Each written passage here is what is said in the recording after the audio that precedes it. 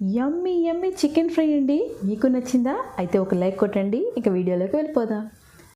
ముందైతే ఫ్రెష్గా కడిగి పెట్టుకున్న ఒక 2 చికెన్ లెగ్స్ తీసుకొని పసుపు, సాల్ట్, అలాగే చిల్లీ పౌడర్, గరం మసాలా, ధనియా పౌడర్, జీరా పౌడర్, లాస్ట్లో 2 స్పూన్ల పెరుగు వేసి అలాగే 1 స్పూన్ ఆయిల్ వీటన్నిటినీ కలిపి చికెన్కి బాగా పట్టేలాగా ఒక 3 నిమిషాల పాటు మంచి మర్దన ఇవ్వాలి. చికెన్తో చేసే రెసిపీస్ అన్నీ ఇన్ని కాదు. మీరు ఏదైనా ఒక మంచి కామెంట్ మంచి రెసిపీ కోసం పెడితే మీ పేరు చెప్పి ఆ రెసిపీ మీకోసం నేను చేస్తాను. మరి కామెంట్ చేయడం మర్చిపోరు కదా.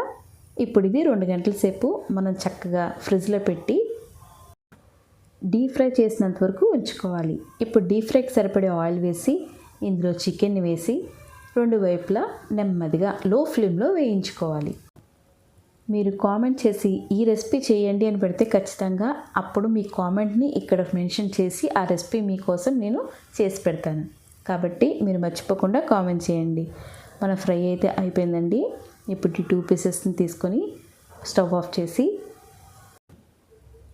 దీంతో మంచిగా ఉండడానికి ఆనియన్స్ అలాగే కొత్తిమీరతో గార్నిష్ చేసుకుంటే ఎంతో రుచికరమైన చికెన్ ఫ్రై రెడీ.